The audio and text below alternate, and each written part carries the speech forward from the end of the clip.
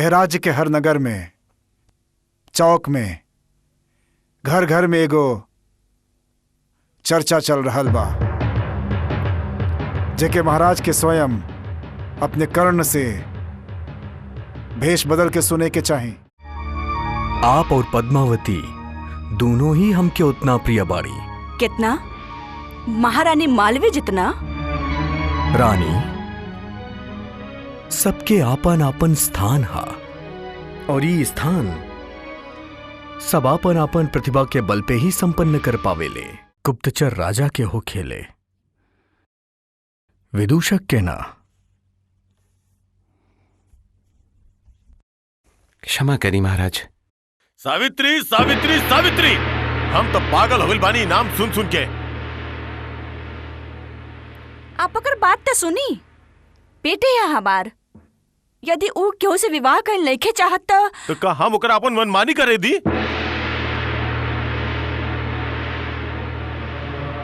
का हम महाराज अशोपति बानी? नीच, हम तोरा के ना छोड़ब। महाराज अशुपति और पुत्री सावित्री के बारे में हम तोहार प्रलाप सुन ले बानी। हम तोरा के ना छोड़ब। क्षमा महाशय, क्षमा। हमारा पति के क्षमा कर दी। वो क्रोधवश ऐसन बोल गईले, किंतु आप ही बताई काई सही नहीं खे? बकवास कर रहल बाड़े। एक रात दंड मिले के चाहिए। हम देवे करा के दंड। दंड? दंड तो पिता के मिल रहल बा, जेकर विवाह योग्य कन्या राजमहल में कमारी बैठल बा। उनका के का दंड दे बाप? कहे निरुत्तर हो गए नी ना आप?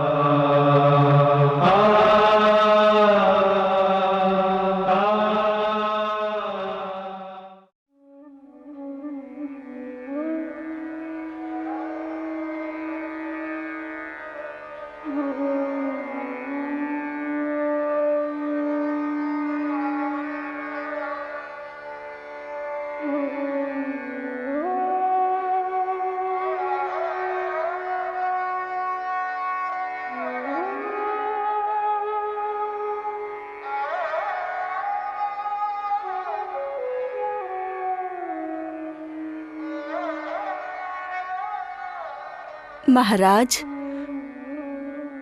ये बात सुन के ए समय आपके अवश्य ही पीड़ा हो रहा होगी। पीड़ा पीड़ा हो खेला महारानी। पीड़ा में सही है का और असही है का?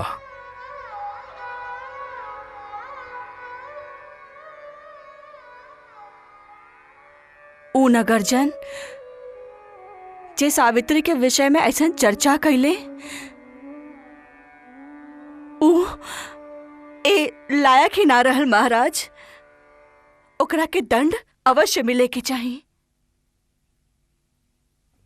वो एगो लायक पिता सिद्ध होके के प्रयत्न करत रहे।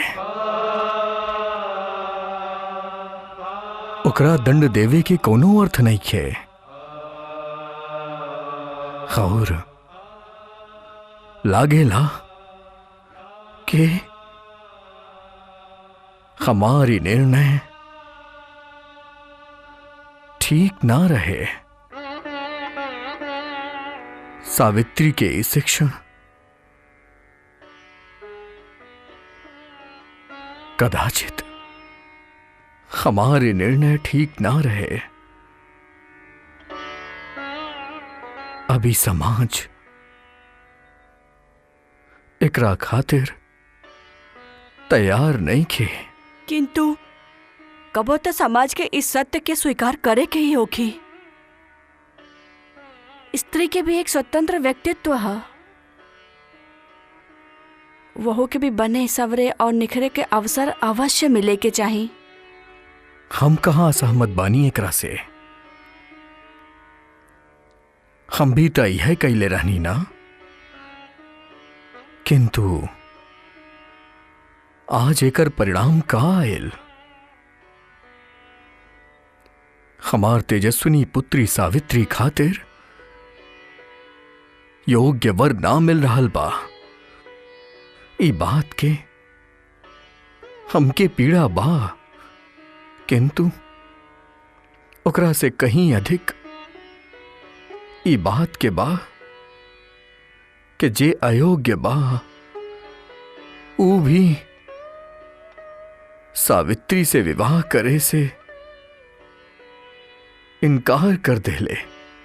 महाराज, आप ए ढंग से काहे सोच रहल बानी? जे योग्य रहल उनका निर्णय तो योग्य ही रहल। उ सावित्री खातिर सुपात्र रहले ही ना। शेरनी के दूध स्वर्ण के पात्र में ही रह सकेला। हाँ, जकरा का योग्य कह सकी ऐसन कोनो राजकुमार ना मिलल। ई अवश्य ही चिंता का विषय है। कन्याओं के प्रगति में खाली यह एगो विघ्न आवेला। वो ता अपन सामर्थ्य सिद्ध कर पावेली, किंतु युवक ओकरा अनुरूप प्रगति ना कर पावेले। किंतु महाराज, एमे कन्या का दोष?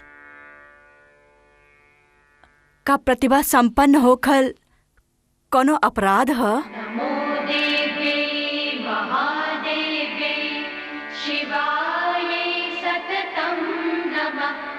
नमः प्रकृते भद्राय नियता प्रणता स्मतां। रौद्राय नमो नित्याय गौरे धात्रे नमो नमः। ज्योत्स्नाय चेन्दुरूपिणे सुखाय। देवर्षि नारद, आपके महाराज अश्वपति के लाचारी देख रहल बानी आप? हाँ देवराज, मनुष्य के लाचारी ही देवलोक के महत्व प्रदान करेला। मनुष्य के सामर्थ्य देवत्व सिद्ध करेला। सावित्री ओकर तेजस्विता के लेके बड़ा गर्व करत रहे अश्वपति ओकर सभा में। सावित्री के तेजस्विता के परीक्षा लेवे आप स्वयं दौड़ ले रहनी देवराज। आप भी वो कन्या के रूप, गुण और सामर्थ्य के दर्शन कैले बानी। हाँ, किंतु आज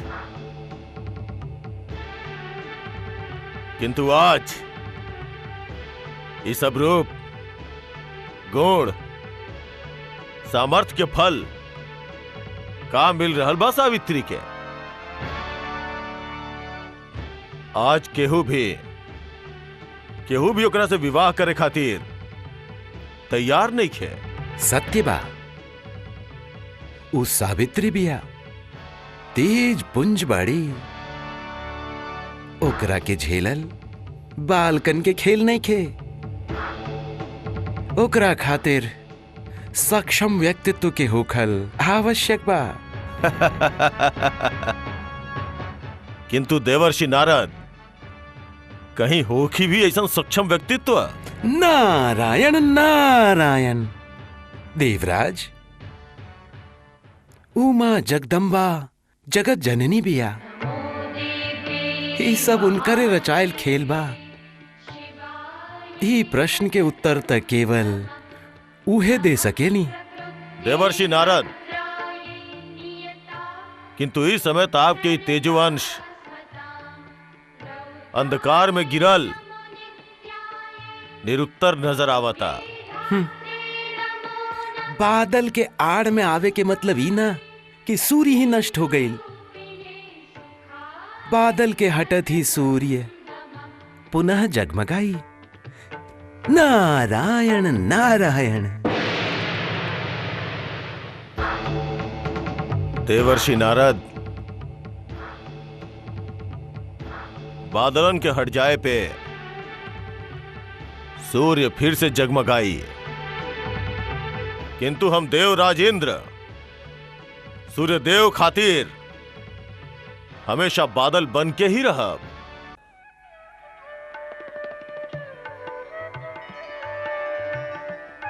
प्रणाम मंत्रीश्वर। प्रणाम। प्रसन्न रहा, प्रसन्न रखा। सेवक के त यह जीवन धर्म बा और यह जीवन कर्म बा मंत्रीश्वर। विधाता अच्छा लेख लिखले बड़न विदूषक, जौन कर्म बा उहे धर्म बा। सबके साथ ऐसा ना हो खेला। किंतु मंत्रीश्वर, धर्म और कर्म के बीच में बढ़ल जात अंतर चिंताजनक अवश्य बा। धर्म कुछ और कह रहल बा तो कर्म ओकर विपरीत, और ई दुन्नु के बीच के द्वंद्व के कारण नैतिकता के ह्रास हो खेला। किंतु विदूषक, कबो कबो धर्म के सही अर्थ हमनी ना जानीला। धर्म और समाज व्यवस्था के नियमन में अंतर बा।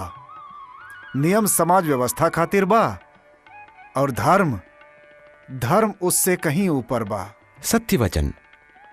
किंतु नियम के जब धर्म के नाम देहल जाला तो ओकर अनुपालन सुनिश्चित होखेला ही, किंतु हमें एक प्रकार के जड़ता आ जाला। फिर ओकर पालन ना होखे पर अधर्म आचरण के लांछन लगेला। व्यक्ति स्वयं के भी दोषी मानेला और समाज भी ओके ओही दृष्टि से देखेला। मंत्रीश्वर, आप महाराज अश्वपति के मनस्थिति के बारे में ही कुछ कहे चाहता नहीं ना? हाँ विदूषक, महाराज अश्वपति के मन में एगो पिता द्वंद्व रचले बा। समाज एगो नियम बनैले बा कि पुत्रियन के विवाह सुनिश्चित समय पर ही हो जाए के चाहिए। ऐसन ई खातिर के समाज अपन आसपास घट रहल घटना से ई निर्णय ले ले बा कि उहे ओकरा खातिर उचित बा, उहे ओकरा खातिर सुरक्षा के श्रेष्ठ मार्ग बा। पहले पिता, फिर पति और अंत में पुत्र। किंतु ऐसन भी हो सकेला कि पुत्री अपन सुरक्षा एवं दायित्व तो स्वयं उठाए, और ये भी हो सकेला कि वो लोग ओकर सुरक्षा खातिर असमर्थ सिद्ध होखन। होके के तो कुछ भी हो सकेला, किंतु ये अपवाद बा। नियम के धर्म के आधार लेके पाप पुण्य से जोड़ल जाला। इहे भइल बा। एगो पिता अपन प्रतिभाशाली पुत्री के शिक्षा देहलन, अब ओकरा अनुरूप वर नइखे मिल रहल, ते धीरे धीरे लोगन में बात हो रहल बा और एगो पिता के मन अस्वस्थ हो गइल बा। उनकर ऐसन लागल कि उनकर पुत्री के दिहल गए शिक्षा के निर्णय अयोग्य रहे। पुत्री के इतना शिक्षा देवे के ही ना चाहिए। यदि पुत्री सामान्य स्तर की होती तो ओकर अवश्य सुनिश्चित समय पर विवाह हो जात। सत्य वचन। पिता तो अपन कर्म निभा देलस, किंतु धर्म के नाम पर जे व्यवस्था बा ओही जा तक कन्यादान करके ही पुण्य कमावल जाला। और यही खातिर महाराज व्यथित बाड़न। हम ये बात जाने नहीं मंत्रीश्वर। नगरचर्या के समय उनकर कान में जे संवाद पड़ल रहले ओकरा से तो हम भी त्रस्त हो गई रहनी, लड़ पड़ल रहनी। किंतु महाराज स्वस्थ रहले। उहे उनकर पीड़ा के तीव्र रूप रहे। महाराज के पीड़ा से केवल सावित्री ही उनके मुक्ति दिला सकेली। हमार मन कहेला कि पुत्री सावित्री स्वयं अपना खातिर योग्य वर के चयन करीहन। मंत्रीश्वर, यदि ऐसन हो जाई ता आपके मुंह में घी शक्कर। नारायण नारायण। प्रणाम सूर्यदेव। प्रणाम देवर्षि, पधारी।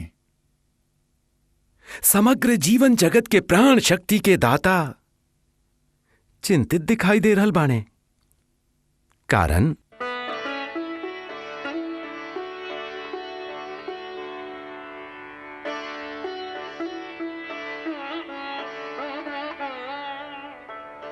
देवर्षि,